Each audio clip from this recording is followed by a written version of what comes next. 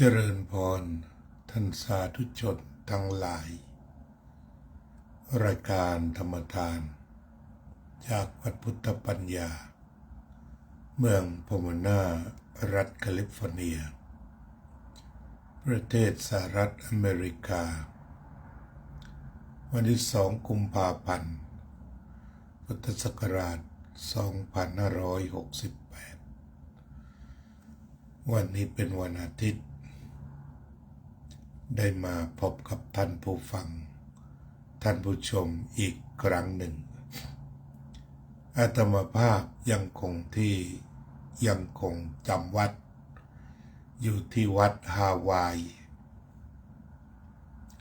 วัดไทยฮาวายเกาะฮาวายประเทศสหรัฐอเมริกาภายใต้การนิมนต์และการถวายอุปถัมภ์เพื่อการทัศนศึกษาและดูงานเกาะฮาวายโดยคุณโยมกัลยาว่องทิพย์คงคาเพื่อให้เกิดความรู้ความเข้าใจเกี่ยวกับเรื่องสิ่งแวดล้อมทางทะเลทางบกและก็ประวัติศาสตร์ที่น่าสนใจ Good morning Guru I'm still here in Hawaii and I would like to tell about study traveling and study in Hawaii เจริญพรยมนาฬิกาทรายจากจังหวัดเชียงใหม่ If you have a program of English Thai translation to English you can use and hear continuously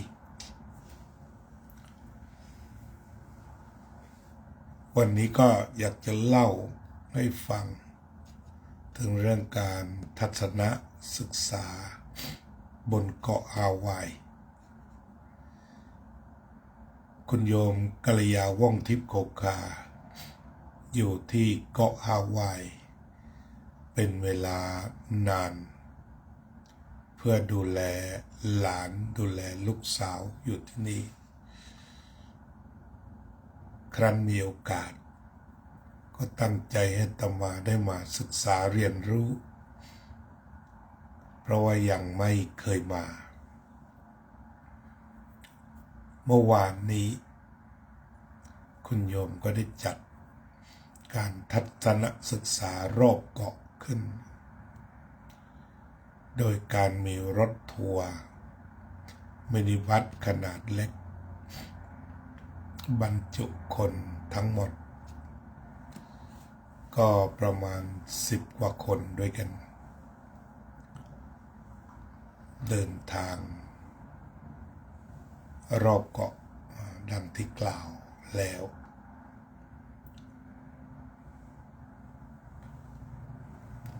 เริ่มต้นด้วยรถมินิบัสมารับที่แอร์พอร์ตโฮเทล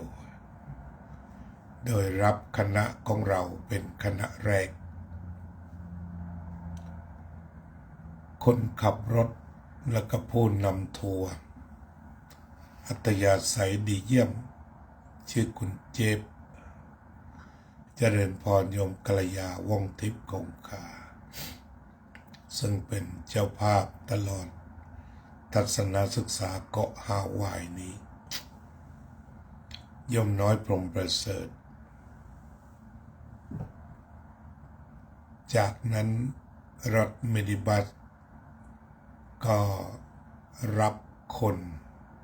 ตามสถานที่ต่างๆจนครบถ้วนตามที่ได้จองไว้เพราะว่าก่อนจะไปขึ้นรถเรียกว่า Sight Seeing คือทัศนศึกษารอบเกาะคือดูไปด้วยดูแหล่งที่น่าดู sightseeing sightseeing นั้นก็จะมีมาก Do you have a favorite part of Hawaii so far or any gift you pick up to take home I have just remembering I record the beauty in my mind that very beautiful landscape and good plan in every place around the island เจริญพรโยมสุนิตวงศ์สุเทพท่านอาจารย์สาธิตธีรปัญโยการมาทัศนศึกษาเกาะฮาวายจะมีองค์ประกอบอยู่หลายอย่างอันเป็นสถานที่ท่องเที่ยวระดับโลกที่คนจากทั่วโลกมาศึกษากันเริ่มต้นก็เพิร์ลฮาร์เบอร์ศึกษาเรื่องประวัติศาสตร์ที่กองทัพเรือญี่ปุ่นนำเรือบรรทุกเครื่องบินแล้วก็ส่งเครื่องบินมาโจมตีเกาะฮาวายฐานทัพเรืออันตั้งอยู่ที่เกาะฮาวายนี้เมื่อเดือนธันวาคมวันที่7ปี1941เวลาเช้าตรู่อันเป็นประวัติศาสตร์ที่แสดงให้เห็นว่าไม่ควรจะเกิดขึ้นอีก บทเรียนจะเป็นอย่างนั้นเพราะว่ามันก็ลุกลามกลายเป็นสงครามโลกครั้งที่2ไปในที่สุด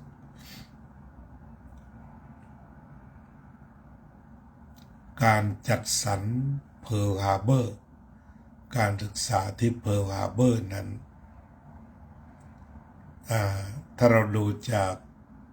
สัญลักษณ์เสื้อที่เจ้าหน้าที่ใส่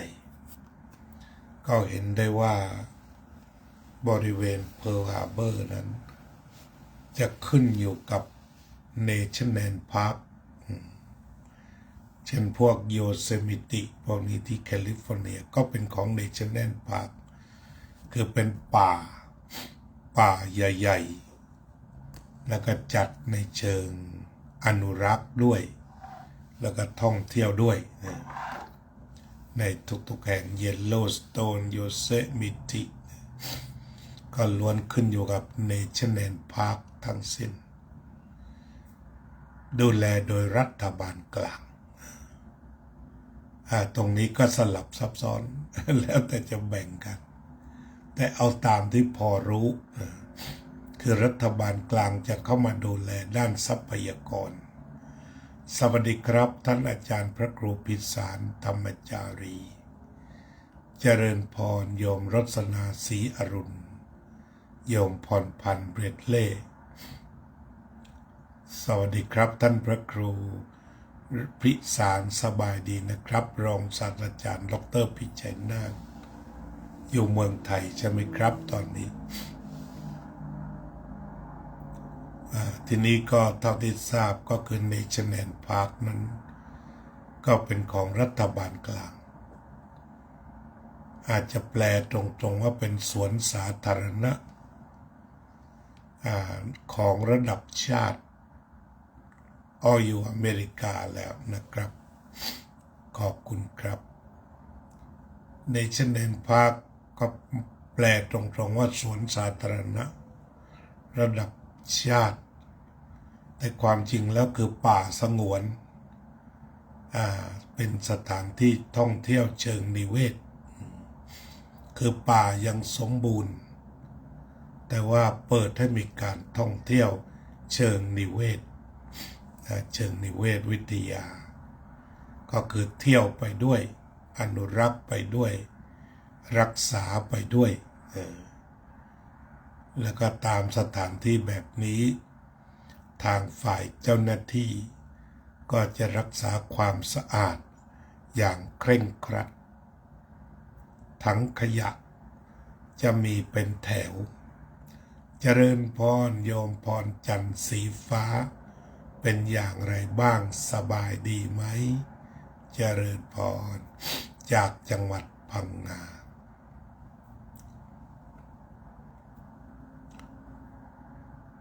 ฮัลโหลกูดมอร์นิ่งเดวิดไมค์เคิลบัง Welcome to ธรรมฐานะธรรมกิฟต์โปรแกรม from วัดพุทธปัญญา Buddhist Temple Welcome I'm going to talk about traveling and learn around Hawaii Iceland yesterday I come to tell the story and analyze about the excellent landscape and management of the state or the Iceland.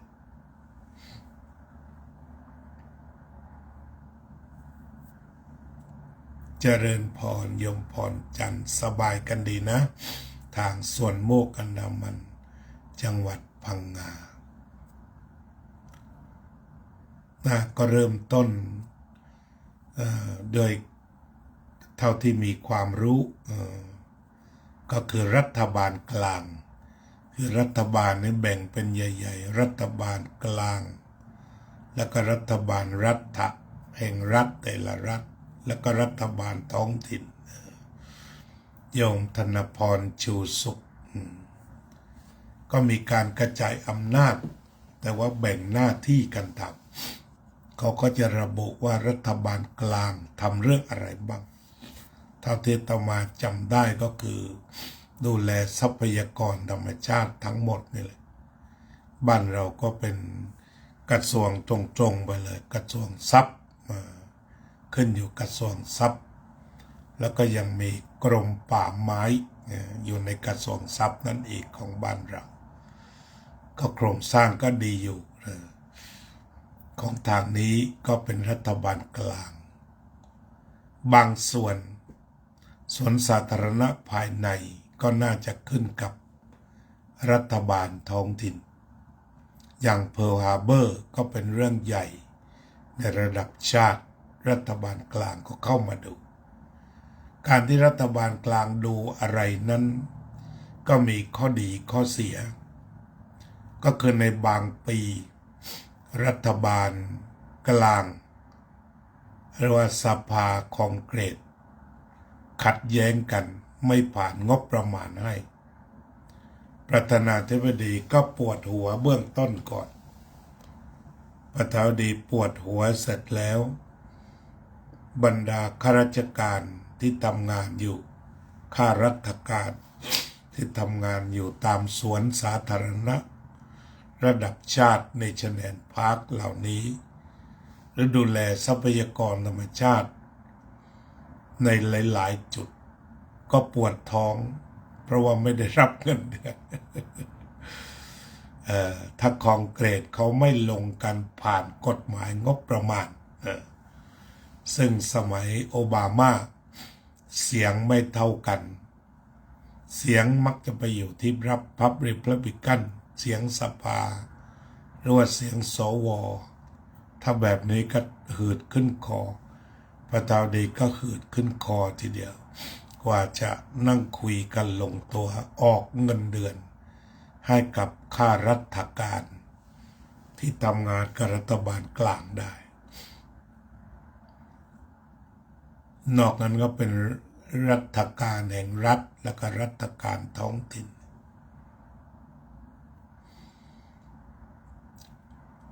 สิ่งที่เห็นจากเพิร์ลฮาร์เบอร์ก็การจัดสรรที่ยอดเยี่ยมเป็นศูนย์เรียนรู้ที่พูดได้ว่ารัฐบาลทุ่มทุกทางเพื่อการศึกษาเรียนรู้ในเรื่องของประวัติศาสตร์นี้ยิ่งใหญ่แล้วก็ตำราจำนวนมาก พิพิธภัณฑ์ที่ถูกลงทุนภาพยนตร์ที่ทำให้เข้าใจง่ายก็รวดเร็วภายใน30 นาทีเรื่องจะมีข้อความที่เขียนประมาณ10 บรรทัดอ่านแล้วก็เข้าใจถึงเรื่องสงครามเรื่องเหตุของสงครามต่างๆมหาธาตุเจดีย์เวสต์พาล์มบีชสวัสดีครับขอบคุณท่านเจ้าอาวาสนะครับที่เข้ามาชมรายการดีใจมากครับพระครูโชติธรรมบัณฑิตจากวัดสันขยอมครับยินดีมากครับทีนี้ได้แนวคิดก็เป็นแนวคิดอย่างหนึ่งเพราะว่าทางรัฐบาลกลางเขาทุ่มเทเพื่อการศึกษา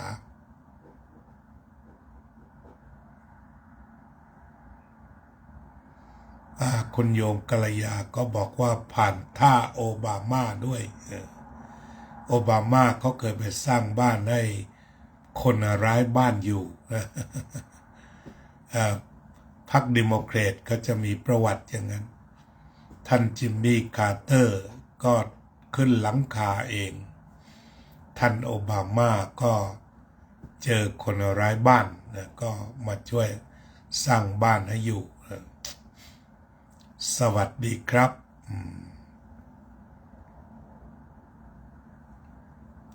มหาธาตุเจดีย์เวสต์พาล์มบีช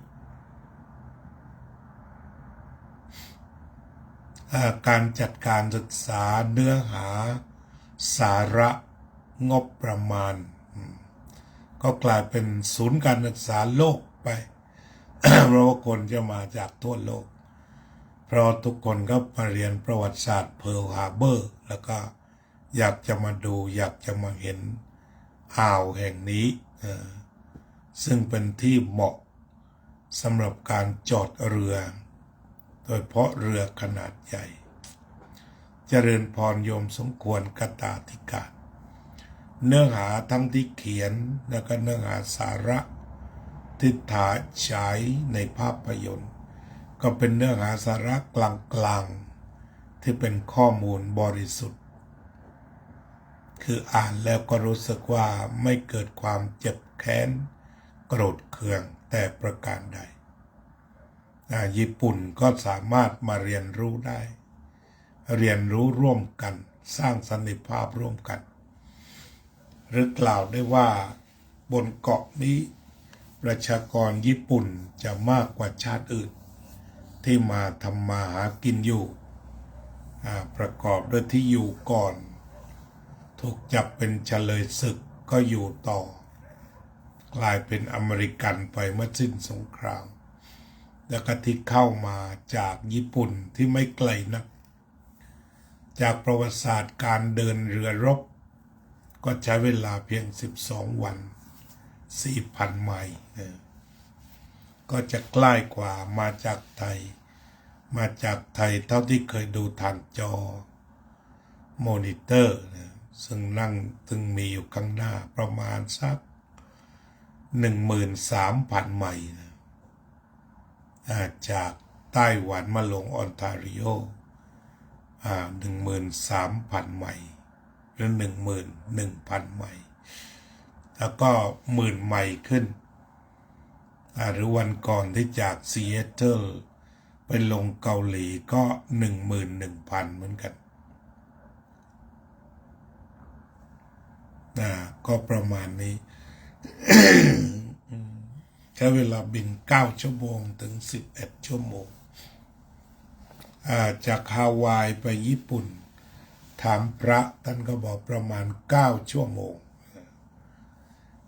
ก็ถือว่าถ้าวัดจากทางแคลิฟอร์เนียทางนี้ก็ใกล้สัก2 ชั่วโมงประมาณนั้นเจริญพรโยมนาตยาสกุลเพชร ก็เป็นว่าได้ความคิด การศึกษาดูงานเนี่ยก็ได้ความคิดว่าสำหรับการศึกษาที่สำคัญโดยเฉพาะ พื่อการเรียนรู้ก็จะต้องจัดสถานที่ดีอุปกรณ์การเรียนการสอนเช่นต้นแบบเรือต่างๆหรือว่าของเก่าเช่นตอร์ปิโดก็สามารถอะไรที่นำมาใช้ได้สมอก็ของจริงมาวางไว้เลยและของไหนที่จะทำเป็นรูปโมเดลก็ทำอย่างดีให้เห็นชัดเช่นโมเดลของเรือบรรทุกเครื่องบินก็จะอธิบายรายละเอียดย่อส่วนออกมาวันไปนั้นก็พอดีมีเด็กนักเรียนก็มีวิทยากรพิเศษเราก็ได้ตามไปฟังบรรยายจนตลอดเขาก็สรุปฉับได้ดีนี่ก็ส่วนจากสถานที่ดีมีวิทยากรดีเนื้อหาสาระดีแต่ก็ไม่ต้องเสียเงิน จัดให้ฟรีก็มีบางรายการที่เสียเงินวันนั้นก็จะมีการข้ามไปดูอนุสรณ์สถานใต้ทะเลก็พอดีลมแรงเขาก็ห่วงด้านความปลอดภัยลมแรงฟ้าปิดเดี๋ยวก็ฝนตกหนักก็คือถูกต้องที่ทำเน้นความปลอดภัยทีนี้มาเมื่อวานนี้ก็ได้มีทัศนศึกษาการทัศนศึกษารอบเกาะประการหนึ่งก็ดูผังเมืองนะดูผังเมืองเรื่องของผังเมืองนั้นตั้งแต่ระดับท้องถิ่นหรือว่ามันเป็นเรื่องของซิตี้นะคือการปกครองท้องถิ่นเทศบาลถ้าว่าถึงขั้นตอนของบ้านเราก็ระดับเทศบาลก็จะมีการบริหารจัดการท้องถิ่นเกี่ยวกับเรื่องผังเมืองอย่างดีก่อนนั่นก็คือโดยทั่วไปเวลาใครจะสร้างบ้านสักหลังหนึ่งก็จะขออนุญาตทางเทศบาลเพื่อวางผังเมืองให้ไม่สร้างแบบสเปะสปะการติดต่อประสานงานอย่างช่วงที่อาตมาสร้างวัดพุทธปัญญาเนี่ยก็เดินไปเดินมาระหว่างวัดกับซิตี้เนี่ยเกือบ2 ปีก็คือจะต้องดูแลทุกจุดให้ครบจากนั้นจึงอนุมัติว่าเข้าผังได้ที่เกาะฮาวายก็เช่นเดียวกันเรียกว่าฮาวายอีกนะที่นี่เราก็เรียกว่าฮาวายแบบบ้านเรา ก็ออกเสียงไทยว่าฮาวายเจริญพรยมวิรัตพัชรดุลเรื่องผังเมืองก็เป็นเรื่องที่ทำได้ดีทุกแห่งประเทศสหรัฐอเมริกาในเทศบาลในเขตเทศบาลหรือว่าทั่วไปก็คือเทศบาลมีอยู่ทั่วไปก็จะต้องเน้นเรื่องผังเมืองเรื่องความปลอดภัยแต่ว่าบางแห่งจะเคร่งครัดแค่ไหนก็ช่วยไม่ได้เช่นแผ่นดินไหวโลกโคลนถล่มแล้วก็ไฟป่าตรงนี้ก็ยังแก้ไม่ตกก็คงจะใช้ความรู้กันต่อไปโดยเฉพาะไฟป่ายังกลายเป็นปริศนาใหญ่ไม่ครั้งใดก็รับมือไม่อยู่ก็ถึงกับบอกว่าการรับมือไฟป่าที่แคลิฟอร์เนียนี่ทำได้เป็น0เลยทีเดียวก็คงจะศึกษาเรียนรู้กันต่อเพราะเวลาที่ไฟโหมน้ำในสระสปริงเกอร์พวกนี้ที่มีอยู่นั้นเอาไม่อยู่ทีนี้ผังเมืองที่สวยก็กล่าวคือถ้าเราเข้ามาในตัวเมืองก็เรียกว่าเป็นตึกระฟ้าที่สร้างมาจากฝั่งทัวร์บรรยายก็ตั้งแต่ปี 1,900 บางตึกก็ก่อนปี 1,900 คือสร้างได้สวยสร้างได้สวยมากตึกเก่าแต่ว่าสวยงามเป็นที่เป็นทางโดยเฉพาะกลางตัวเมืองปัจจุบันนี้ก็ยังสร้างอยู่สร้างแบบสูงเสียดฟ้าแล้วก็ถามว่ามันมีปัญหาแผ่นดินไหวไหมผู้นำทัวร์เขาอธิบายว่ายังไม่เคยมีแต่ถ้ามีเขาก็จะต้องคำนวณว่าตึกเหล่านี้จะไม่ถล่มก็ยังไม่มีประวัติว่าตึกที่เกาะฮาวายถล่มเพราะว่าแผ่นดินไหวอันนี้ก็เลยกลายเป็นตึกสูงแล้วก็วางเป็นแท่งกลางเมืองได้สวยงามอันนี้พูดถึงตัวผังเมืองที่เคร่งครัดผ่านการกลั่นกรองอย่างดีมองไกลๆก็วางเป็นแถวมองบนเขาก็ขาวสวยไปหมด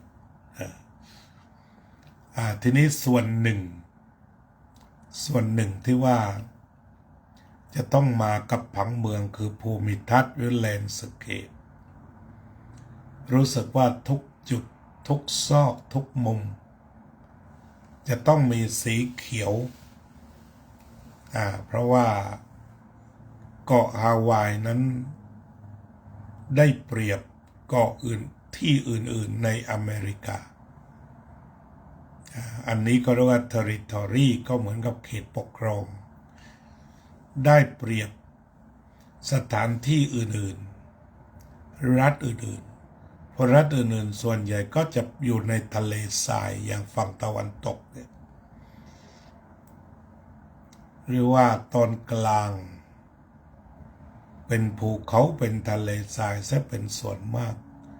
ความแห้งแล้งรุนแรงอย่างไรก็ตามความรักสวนสาธารณะก็กระจายอยู่โดยทั่วไปก็พยายามให้มีพาร์คเล็กพาร์คใหญ่ซึ่งเทศบาลแต่ละแห่งก็ลงทุนแต่เนื่องจากน้ำน้อยบางปีอย่างพอโมนาก็ต้องห้ามรดน้ำบอกมากี่วันครั้งไปถ้าในช่วงในปีที่น้ำแล้งรุนแรงก็ต้องเก็บน้ำไว้อุปโภคบริโภคอย่างอื่น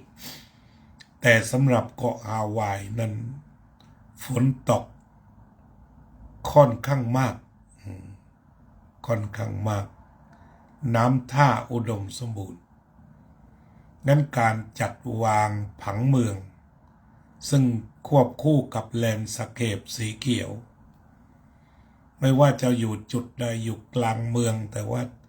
สีเขียวต้องแทรกเอาไว้แล้วก็ต้นไม้ที่ได้ประโยชน์สูงสุดคือต้นจามจุรีแผ่กิ่งก้านสาขาดีเหลือเกินนะรู้สึกว่าเขาเจตนาจะปลูกซะด้วยใหญ่โตมโหฬารต้นไทรแล้วก็เรียกว่าเป็นต้นยางอินเดียหรือไทรอินเดียนี่แหละอินเดียนบัญญันทรีนะหัวหน้าทัวร์ผู้นำทัวร์เขาเรียกว่าอินเดียนบัญญันทรีก็คือคล้ายๆต้นไทรใหญ่ๆต้นใหญ่ๆมากเลยทีเดียวเรียกว่าทำบ้านข้างบนได้เลยก็เป็นนั้นว่าคือเขาจะไม่ทิ้งสีเขียววิธีการใช้ต้นไม้ก็สุดแล้วแต่บางแห่งก็ใช้ต้นกล้วยใส่ลงไปก็มีตลอดถึงว่าบรรดาไม้สีต่างๆไม้ที่มีสีไม้ใบที่มีสีแล้วนอกจากนี้ไม้ดอกไม้ประดับต่างๆก็จะมีโดยทั่วไปทีนี้ผังเมืองที่เป็นไปด้วยสิ่งแวดล้อมเช่นเราทัศนศึกษารอบเกาะเนี่ยเขาก็จะใช้ทางเส้นชายทะเลเส้นชายทะเล คือรถก็วิ่งไปเรื่อย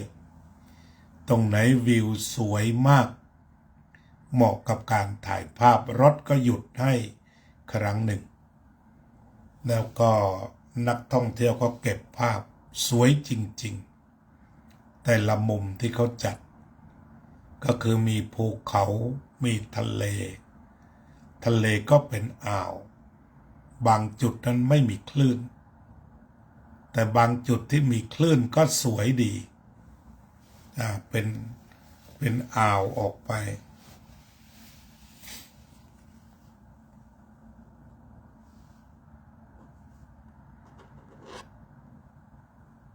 ก็เห็นคลื่นที่ไม่แรงก็สวยงามก็ถามดูมีปัญหาเรื่องเฮอริเคนพวกนี้ไหม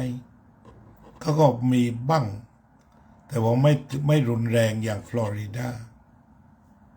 เราจึงมองเห็นบ้านริมทะเลติดน้ำชนิดคลื่นสาดเข้าหน้าบ้านมีตลอดทางอันนี้พื้นที่แพง แบบบ้านเราสมัยหนึ่งไร่ละล้านปัจจุบันก็คงไม่ได้แถวนี้ก็เป็นบ้านเศรษฐีอยู่ติดชายทะเลพื้นที่แถวนี้ก็แพงก็มีถนนทางตัดเลาะและภูเขาที่ได้รับการอนุรักษ์อย่างดีคือเก็บไว้ให้บริสุทธิ์เพื่ออนุรักษ์โดยตรงอันนั้นเรียกว่าพื้นที่ภูเขาแล้วก็การจัดภูมิทัศน์ด้วยดอกไม้ด้วยพันไม้ต่างๆก็ได้ผ่านมาดูงานจัดภูมิทัศน์ใกล้ๆทะเลแล้วก็นอกจากนี้ก็มาดูโรงงานสับปะรดเรียกว่าโดลออกเสียงยาก DOLE อ่านแบบอัตมาก็เรียกว่าโดลี่ไปซะแต่ก็เรียกว่าโดล โดลแพลนเทชั่นที่ปลูกสับปะรดก็เรียกว่าน่าจะเป็นพันเอเคอร์ไร่สับปะรดแต่ถ้าดูแล้วเทียบกับไทยนั้นไทยจะงามกว่าอันนี้แถวประจวบต้นจะสวยกว่าแต่ที่นี่ก็ใช้ได้ทีเดียวมีเป็นพันเอเคอร์แล้วก็สิ่งที่น่าศึกษาของโดลแพลนเทชั่นก็คือการนำสับปะรดมาแปรรูปที่เรียกว่า by product นำมาแปรรูปทุกชนิดสารพัดเมนูโดยเฉพาะของแห้งชนิดต่างๆแบบต่างๆรสชาติต่างๆมากมายก็วางขายนักท่องเที่ยวนอกจากนี้ก็ตรงนั้นก็มีแปลงสาธิตสับปะรดแล้วก็ที่สำคัญก็คือจุดถ่ายภาพที่ทำสวนอย่างเหนียวแน่นอย่างหนาแน่นได้รวมดอกไม้เขตร้อนชื้นหรือ tropical zone เอาไว้ทั้งหมดโดยเฉพาะไม้ใบนำมาปลูกแล้วก็ได้เจอชบาอีก2 ชนิดที่เราไม่เคยเห็นที่เมืองไทยนั่นคือชบาสีเหลืองอาจจะมีก็ได้แต่ตมาไม่เคยเห็นเฉยๆแล้วก็ชบาสีชมพูส่วนมากเราก็จะเห็นสีแดงถ้าพูดถึงชบาที่นี่ก็เจอสีชมพูด้วยเจอชบาเหลืองด้วยทีนี้การประดับบ้านสถานที่ต่างๆประดับด้วยชบาต้นชบานี่เป็นรั้วก็เหมือนบ้านเราเลยเหมือนกันบ้านเราเมื่อก่อนก็ปลูกชบาเอาไว้อันนี้ก็ประดับด้วยชบาเสียเป็นส่วนใหญ่บางแห่งก็ใช้ชบาลงที่รั้วไปเลยลงในรั้วโผ ผล่ขึ้นมาสวยแล้วก็ใหญ่ ดินนี่ใช้ได้ทีเดียวถึงว่าปลูกสับปะรดจะดูทางประจวบจะน่าดูกว่าก็เป็นว่าเรื่องของสับปะรดเขาก็สามารถที่จะปลูกอย่างไม่มีปัญหาคือไม่มีปัญหาราคาสินค้าเพราะว่านำไปแปรรูปแล้วก็ที่ส่งไปขายทั่วโลก DOLE โดลที่ว่าเนี่ยที่หน้ากระป๋องใหญ่ๆส่วนใหญ่ที่เมืองไทยเราก็เคยเห็นอันนั้นเป็นสับปะรดกระป๋องแบบขนาดใหญ่ก็มีขนาดกลางก็มีนอกจากนี้เขาก็เน้นการทำเป็นของแห้งซึ่งจะมีส่วนใหญ่สำหรับสถานที่ท่องเที่ยวเขาก็จะมีสับปะรดแห้งแจกให้ชิมเขาก็จะมีไอศครีมสับปะรดนักท่องเที่ยวก็คว้ากันคนละหนึ่งแบบทำแบบใหญ่ราคาถูกก็คือต้องไปลงไปไปชิมไอศครีมสับปะรดรูปแบบต่างๆแล้วก็บางทีก็มีขนมบางชนิดทำใส่ในสับปะรดนักท่องเที่ยวก็ถือทั้งลูกเลย นอกจากนี้ก็ทั่วไปก็ขายสับปะรดแบบธรรมดาเรียกว่าขายทุกอย่าง เพราะเราไปในแหล่งท่องเที่ยวนะก็เรียกว่าขายทุกอย่างอันนี้ที่มองก็คือว่าเขาก็จะมาจากเขามองตัวเองว่าควรจะเป็นอย่างไรนอกจากนั้นก็เจอสวนกล้วยขนาดใหญ่สวนกล้วยขนาดใหญ่ที่น่าสงสารดูจะหมดชีวิตชีวาไปคือมะพร้าว ก็พยายามจะดูมะพร้าวเขามองเห็นว่ามะพร้าวปลอมตมาก็คุยกัน artificial coconut กับคนขับรถเพราะเขาไว้นั่งหน้าเลยนั่งไปกับคนขับรถสบาย artificial ความจริงก็ไม่ได้ทำกับพลาสติกหรืออะไรหรอกแต่เป็นมะพร้าวที่อายุมากๆต้นเรียวชะลูดขึ้นไปอย่างนั้นแล้วเขาก็ขุดมาวางไว้ตามสนามกอล์ฟ คือมันมีใบแต่ไม่มีชีวิตชีวาลูกที่คอไม่มีนั่งไปรอบเกาะก็พยายามมันก็มีมะพร้าวแต่มันเป็นมะพร้าวที่ค่อนข้างจะไม่โดดเด่นเหมือนหาดบ้านเราอันนี้แต่ว่ามันก็มีแล้วก็พยายามดูมะพร้าวที่มีชีวิตจริงมันก็มีอยู่แต่ว่าลูกเล็กมากสูงชะลูดน่าจะเป็น100 ปีแล้วก็เรียกว่าพืชมะพร้าวก็คงเกษียณไปเรียบร้อยแล้วเรียกว่าไม่มีผลผลิตด้านมะพร้าวแต่ถ้าเราดูเขาก็จะมีไอศครีมมะพร้าวซึ่งเรียกว่าเขาไม่ทิ้งผลิตภัณฑ์มะพร้าวเหมือนกันแต่ว่าดูด้วยตานี่ก็อยู่ในสภาพที่น่าสงสารผอมแห้งแรงน้อยไปหมดแต่ก็ยังเอายี่ห้อมะพร้าวนี่มาทำเป็นโคโคนัทไอซ์เลยทีเดียวไอซ์โคโคนัทฟูเขียนอย่างนั้นก็คือเป็นไอศครีมมะพร้าวกะทิแบบเต็มทีเดียวแต่ว่าถ้าดูท่าทางบนเส้นทางที่เรานั่งไปชมเนี่ยก็มีมะพร้าวที่น่าสงสารว่างั้นต้องยอมรับ มะพร้าวใหม่ๆก็มีแต่ว่ามักจะปลูกแบบปลูกตามสนามก็ไปขุดมาปลูกและที่ปลูกใหม่ๆดูจะปลูกไว้สำหรับประดับประดาสนามมากกว่าจะปลูกในเชิงการเกษตรหรือพาณิชย์ นอกจากนี้กล้วยก็มีเยอะสับปะรดนะกล้วยสับปะรดตอนนี้ก็มีเยอะนอกจากนี้ก็งานท่องเที่ยวการท่องเที่ยวทีนี้จุดท่องเที่ยวเขาก็พอไปใกล้จะเวลาประมาณสัก11:30รถทัวร์ของเราก็จอดก่อนจอดคนขับรถก็ตระเวนแนะนำรถทรัคที่ขายอาหารก็คือรถยาวๆนะรถทรัคบ้านเราก็แปลว่ารถ10 ล้อนะก็คือตู้ยาวๆตู้ยาวๆไปจอด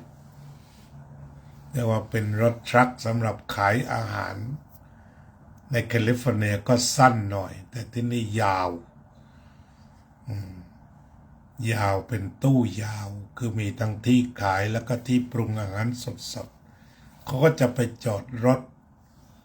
แล้วก็เนื่องจากมันเป็นสถานที่ท่องเที่ยวก็มีโรงอาหารมีโต๊ะวางไว้โดยทั่วบริเวณนั้นใครจะไปซื้ออะไรจากตรงไหนมารับประทานก็ได้มีร้านอาหารเป็นเรียกว่าน่าจะเป็น100ถ้าว่าในเขตนั้นเอาเป็น10ก็แล้วกันก็มีอาหารเม็กซิกันอาหารไทยก็เจอไป2 ร้านเหมือนกัน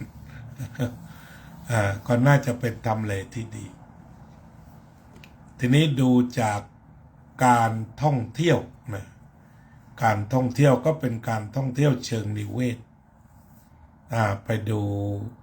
เขาจัดสวนแล้วก็ผ่านไร่กาแฟแล้วก็มีการปลูกกาแฟเพื่อนำไปบริโภคที่นั่นเองด้วยกาแฟอีกอย่างหนึ่งก็มีไร่กาแฟหลายเอเคอร์เหมือนกันแล้วก็บางแห่งก็มีไร่กาแฟตรงนั้นแล้วก็มีโรงงานกาแฟทำกาแฟให้คนดื่มได้ตรงนั้นนะนี่ก็คือลักษณะของการท่องเที่ยวการสร้างผลิตภัณฑ์ผังเมืองการดูแลสถานที่ที่สะอาดสะอ้านหัวใจความสะอาดที่เราได้พบก็คือการมีถังขยะที่มากพอและถี่จนกระทั่งว่าคนสามารถทิ้งขยะได้สมปรารถนางั้นสถานที่ท่องเที่ยวสิ่งที่จะต้องมีสำคัญก็คือบรรดาถังขยะทั้งหลายที่บริการไว้รวดเร็วทันใจ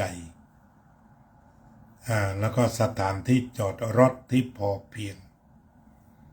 ก็เช่นเคยไปที่ไหนเขาก็โชว์เกี่ยวกับเรื่องสิ่งแวดล้อมคะแนนสิ่งแวดล้อมนี่เรียกว่าอยู่อันดับต้นๆเลยทีเดียวนี่ก็คุยเรื่องทัศนศึกษาแล้วก็ได้แนวความคิด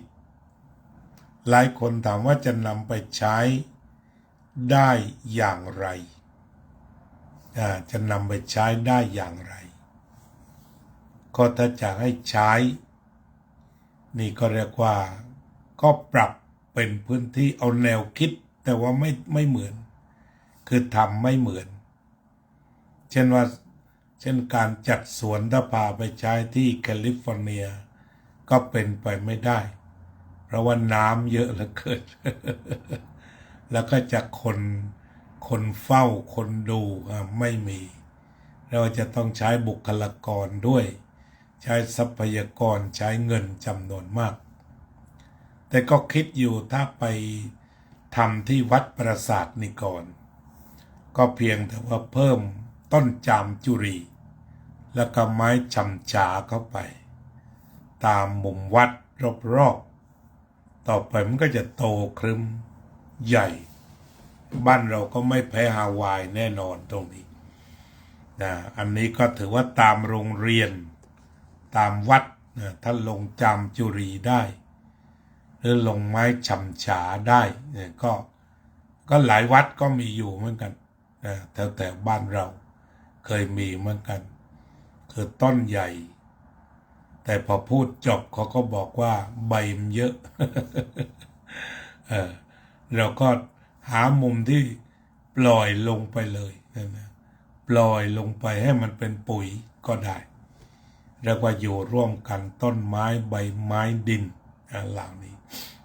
ตรงลานธรรมวัดปราสาทนิกรเนี่ยถ้าไปเจอต้นจามจุรี2 ต้นจบเลย มันใหญ่โตมโหฬารแต่น่าจะใช้เวลานานทีเดียวนี่ก็คือเสน่ห์ก็ได้ทราบว่าท่านอาจารย์กุ๊กไก่มาบ่อยแล้วก็เดือนตุลาก็นิมนต์มาอีกในวาระที่วัดไทยฮาวายจะฉลองครบรอบ40 ปีอายุมากปีที่แล้วพุทธธรรม36 ปีก็แสดงวัดฮาวายนี่สร้างก่อนวันก่อนตุลาที่แล้วใช่ไหมท่านพระครูรัตนปัญญาวิเทศก็มาแล้วก็เที่ยวนี้ก็ได้ทราบว่าตุลาเนี้ยที่จะมาถึงก็รับอาราธนาคณะกรรมการสมัชชาครับชมเมืองฮาวายสวยงามนะครับก็กำลังคุยเรื่องสิ่งแวดล้อมเรื่องผังเมืองเรื่องภูมิทัศน์ในแต่ละจุดที่มีความสวยงามโดยว่าการจัดผังเมืองที่เหมาะแล้วก็สามารถทำสวนได้อยู่ทำไร่ได้แต่ว่าสิ่งแวดล้อมก็ปล่อยเช่นภูเขาก็ไม่ไปรบกวนภูเขาก็ปล่อยให้เขียวชอุ่มไปอย่างนั้นตรงไหนที่ปลูกสับปะรดก็ปลูกไปแบ่งที่กันไปปลูกกล้วยปลูกกันไปปลูกกาแฟปลูกกันไปแล้วก็ส่วนอนุรักษ์เป็นภูเขาเป็นโซนเขียวบริสุทธิ์มันก็มีอันนี้ก็ได้แนวความคิดของความสวยงามนะครับแน่นอนครับอากาศดีตลอดปีเลยครับอากาศดีเยี่ยมแล้วก็การทำผังเมืองแม้เมืองจะแน่นแต่ว่ามีเฉพาะจุดตัวผังเมืองนี่เรื่องสำคัญเหมือนกันครับภูเขาสวยทะเลงามธรรมชาติดีกำลังจะเขียนกลอนแล้วใช่ไหมครับ ภูเขาสวยทะเลงามธรรมชาติ ครับลงตัวครับภูเขาสวยทะเลงามอากาศดีอากาศอยู่ใกล้ทะเลอันนี้ก็แล้วลมดีไม่มี PM 2.5 แน่นอนเลยแล้วก็ฝนตกบ่อยองค์ประกอบที่มีอยู่ในกรุงเทพมหานครสมัยสัก30-40 ปีก็มีคนหนึ่งถึงหาเสียงผู้ว่าทุกปีไม่ได้สักทีเสนอปลูกกล้วยในกทม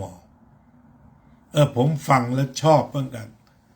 แต่เขาบอกว่าแกเสนอแบบไม่ค่อยเต็มบาทว่างั้นแต่ความจริงแล้วว่าเกิดเต็มบาทเลยนะถ้าถือปลูกกล้วยมาตั้งแต่โน้นก็ดูดฝุ่นได้เยอะเหมือนกันตรงช่องกลางน่าจะดีกว่าปลูกหญ้ามากกว่าเหมือนกันรู้สึกว่าชื่อคุณสมิทธิ์อะไรสักอย่างเนี่ยขอไปถ้าจำไม่ได้จะลงผู้ว่ากทมแล้วพูดสนุกเน้นสีเขียว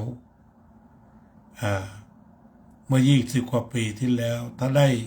ทำสีเขียวทุกซอกทุกมุมนี่คาดว่าไม่มีวันนี้แต่เอาละมันมีแล้วทำยังไงได้ PM 2.5 กระจายไปยันชุมพรบ้านผมแล้ว ชุมพรบ้านผมนี่น่าตกใจมากมันทะเลก็มีแม่น้ำก็มีฝนก็มาบ่อยทั้งปีแต่ดันไปมี PM 2.5 ก็แสดงว่าผังเมืองน่าจะมีปัญหาซะแล้ว ก็คงจะต้องมาทบทวนผังเมืองกทมก็คงทวนยากแต่น่าจะฝืนปลูกต้นไม้ให้เยอะไว้ดีกว่า ไหนๆก็ไหนๆแล้วก็ทำยังไงมันจะมีสวนสาธารณะเล็กๆกันเยอะสวัสดีครับท่านอาจารย์ณรงค์สังขวิจิตรขอบคุณมากที่ไปเป็นฝ่ายต้อนรับแล้วก็ช่วยงานเมื่อวานที่วัดปราสาทนิกรให้สวยงามเมืองสวยงามฮาวายน่าศึกษาไม่มีท้องทุ่งนาให้เราเห็นใช่แต่ว่ามีไร่สับปะรดนะครับอย่าลืม เขียนเป็นกลอนทะเลสวยภูเขาสูงอากาศเย็นสัมผัสใครมาเห็นสุขใจได้ชื่นชมได้กลอนอยู่ดี ลองขับหนังตะลุงดูไหมเมืองสวยงามฮาวายน่าศึกษาไม่มีท้องทุ่งนาให้เราเห็นทะเลสวยภูเขาสูงอากาศเย็นใครมาเห็นสุขใจได้ชื่นชมเป็นกลอนที่ดีใช้ได้ต้องลงตัวจึงขับทั้งตะลุงได้ สวัสดีครับท่านอาจารย์ดร.ณรงค์วุฒิเมธีวันนี้ก็มีนักปราชญ์เข้ามาเยอะเลยตั้งแต่ดร.พิชัยนาถท่านพระครูรัตนปัญญาวิเทศท่านดร.ณรงค์เราก็มีนักวิชาการหนุ่มๆเพิ่มขึ้นในวงการศาสนาอย่างมีนัยยะสำคัญเมื่อวานก็ขอบคุณที่ไปช่วยจัดลานโพธิธรรมโดยมีพระส่วนโมกมาเองนะครับชอบมาก ปราบปลื้มมากเรียกว่ามากันครบทีมซะด้วยแล้วก็แสดงธรรมให้ฟังทุกอย่างเป็นการทำโพธิธรรมได้อย่างถูกต้องดีงามครับครับนี่ก็คุยกันเรื่องทัศนศึกษาแล้วก็ได้แนวความคิดก็เป็นนั้นว่าเรื่องสีเขียวเรื่องของการอนุรักษ์จุดที่ดีอยู่แล้วแล้วก็การเพิ่มจุดที่ยังไม่มีด้วยต้นไม้โอ้โหท่านอาจารย์โพธิ์จัดให้อีกสาธุครับโดยความเคารพอย่างยิ่งเลยนะครับก็ถือว่าขอบคุณพระส่วนโมกที่มารดน้ำพรวนดินหน่ออ่อนอุดมการลานธรรมลานหินโค้งพอดีทางคุณรุ่งเขาก็อยากทำสถานีวิทยุธรรมะก็ให้นโยบายไปว่าให้ชื่อว่าเสียงธรรมจากลานโพธิธรรมคือมันจะไม่ซ้อนกับหินโค้งถ้าเป็นสถานีวิทยุธรรมะหินโค้งเนี่ยมันมีทุกวัดปัญญานันทารามก็มีวัดชนก็มีวัดแทนวันดีก็มีเราก็เลยบอกว่าให้เป็นลานโพธิธรรมมีต้นโพของพ่อหลวงพวงอยู่ตรงนั้นสวยงามและก็ให้ธรรมะโบธิก็คือ wisdom ไปเลยดัมมะก็คือ truth for wisdom ก็พอได้ธรรมะเพื่อให้เกิดปัญญาลานโพธิธรรมหรือว่าโพธิสัตว์ก็คือ wisdom being นะผมเจอภาษาอังกฤษส่วนหนึ่งเขาแปลดีลงตัวเลยฝรั่งแปลว่า wisdom being พระโพธิสัตว์ wisdom great being เข้าตาเมื่อก่อนนี้ผมแปลแค่ great being ก็เป็นพระโพธิสัตว์แต่ตอนนี้คงจะต้องใช้ wisdom great being ขีดไว้หน่อยก็น่าจะหมายถึงโพธิสัตว์แล้วก็โพธิธรรมก็คือ wisdom แล้วก็ขีดไป เป็นดัมมะก็ได้อีกหนึ่งกลอนครับได้ฟังธรรมทางไกลจากฮาวายเป็นบุญหลายพี่หลวงเมตตาหนาใครได้รู้ได้เห็นเป็นบุญตาช่วยนำพาให้สุขทุกท่านเถิดครับนี่เขาเรียกว่าได้พบท่านอาจารย์พระครูรัตนปัญญาวิเทศนักกวีคนสำคัญของคณะสงฆ์ไทยในสหรัฐอเมริกาคงจะไม่มีใครเทียมขนาดนี้เรียกว่าเป็นหนึ่งเป็นเอกกวีเป็นเอกกวีถ้าเป็นพระราชาคณะก็ต้องมีกวีอยู่หลังอาจจะเป็นพระรัตนกวีวชิราวิเทศแนวนั้นก็คงจะมีวันนี้จะมีวันหนึ่งที่จะได้เป็นพระรัตนวชิรกวีวิเทศลงตัวคุณธรรมพระโพธิสัตว์คือสุทธิปัญญาเมตตาขันติครบถ้วนสมบูรณ์ครับวันนี้ก็ได้ธรรมะหลากหลายโดยการศึกษาธรรมะคือธรรมชาติก็น่าจะมาสรุปด้วยการตีความหมายธรรมะของหลวงพ่อพุทธทาสที่ว่าธรรมะหนึ่งธรรมชาติสองกฎของธรรมชาติสามหน้าที่สี่ผลความสุขสงบเย็นที่เป็นไปอย่างถูกต้องตามธรรมชาติที่เกาะฮาวายนั้นตอบโจทย์หรือว่าตอบสนองคำจำกัดความนี้อย่างสมบูรณ์นั่นคือมีธรรมชาติมีกฎของธรรมชาติคืออนิจจังทุกขังอนัตตามีความเปลี่ยนแปลงไปได้ถามถึงสัตว์บนเกาะส่วนใหญ่ก็จะมีแต่เต่าสัตว์อื่นพวกกวางพวกเสือเหล่านี้ไม่มีนะผู้บรรยายว่าอย่างนั้นกวางเสือสิงโตพวกนี้ไม่มีลิงพอมีแล้วก็อธิบายได้สนุกว่าพวกลิงนี่เป็นส่วนหนึ่งที่ไปทำลายนกประชากรนกเพราะลิงชอบขึ้นไปฉีกรังนกทิ้ง เขาอธิบายอย่างนั้นแต่ว่าไม่เจอลิงไม่ทราบอพยพไปอยู่มุมไหนเพราะเขาบอกก็อันตรายกับการท่องเที่ยวเดี๋ยวจอดพุบขึ้นมาบนรถว่าอย่างนั้นอันนี้ก็เต่านะมีที่อนุรักษ์เต่าของเขาด้วยเช่นกันก็ถูกต้องเพราะอยู่ในทะเลฉะนั้นการจัดสรรสิ่งแวดล้อมให้ดีก็ศึกษาตามแนวธรรมะที่หลวงพ่อพุทธทาสตีความนี่แหละธรรมชาติกฎของธรรมชาติทำหน้าที่ให้ดีที่สุดและผล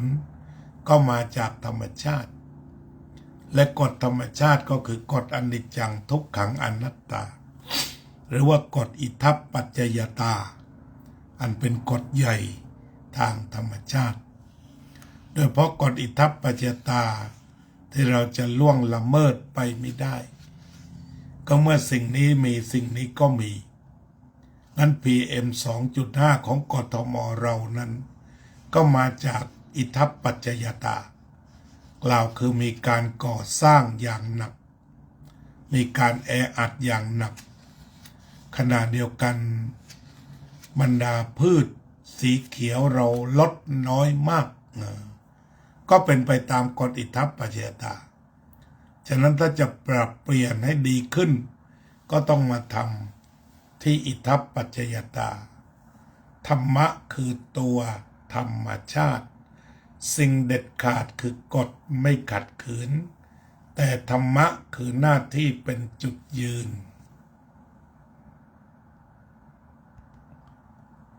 หน้าจอมันปิดเฉยๆตอนจบ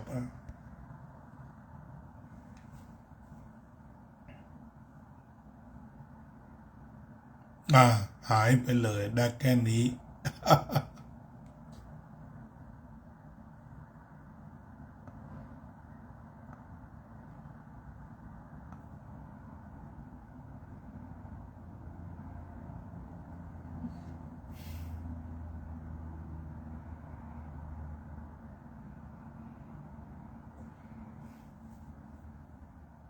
ได้1 กลอนเอาอีกทีธรรมะคือตัวธรรมชาติสิ่งเด็ดขาดคือกฎไม่ขัดขืนแต่ธรรมะคือหน้าที่เป็นจุดยืนทุกค่ำคืนทำหน้าที่ให้ดีผมพักอยู่ที่วัดเก่าครับผมก็เลยกำลังจะเตรียมสถานที่รับคณะกรรมการสมัชชาที่จะมาร่วมฉลอง40 ปีครับผมวันนี้ก็คงจะแค่นี้ก่อนเนาะได้นำเที่ยวไปเที่ยวที่ไหนเมื่อวานก็ถ่ายคลิปไปส่วนหนึ่งวางไว้เรียบร้อยครับเช้าเดินไปวัดใหม่ได้นั่นสิเขาเล่าให้ฟังว่าทั้งประธานทั้งกรรมการเดินกันเก่งมากครับผมแผ่เมตตาให้สรรพสัตว์ให้ธรรมชาติสัพเพสัตตาสัตว์ทั้งหลายที่เป็นเพื่อนทุกข์เกิดแก่เจ็บตายด้วยกันทั้งหมดทั้งสิ้นอเวราโหนตุจงเป็นสุขเถิดอย่าได้มีเวรแก่กันและกันเลยอัพยาปัจจาโหนตุจงเป็นสุขเถิดอย่าได้พยาบาทเบียดเบียนซึ่งกันและกันเลยอนิคาโหนตุจงเป็นสุขเถิด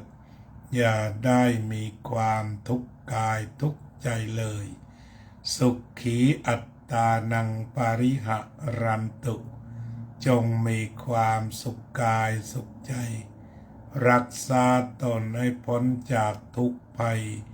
ทั้งสิ้นเทินอภิวาทนาสีลิสะนิจจังวุธาปจายิโด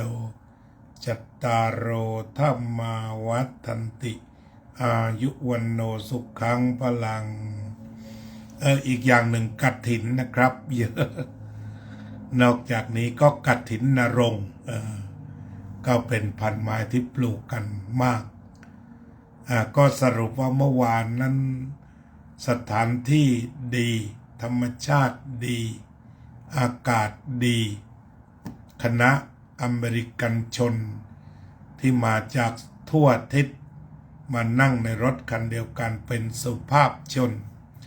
คนขับรถเป็นมอร์มอนอัธยาศัยดีก็ขอขอบคุณคุณโยมกัลยาว่องทิพย์คงคาที่จัดภัตตาหารเช้าเพลแล้วก็ถวายความอุปถัมภ์ตลอดเส้นทางที่ได้ศึกษาดูงานเจริญพร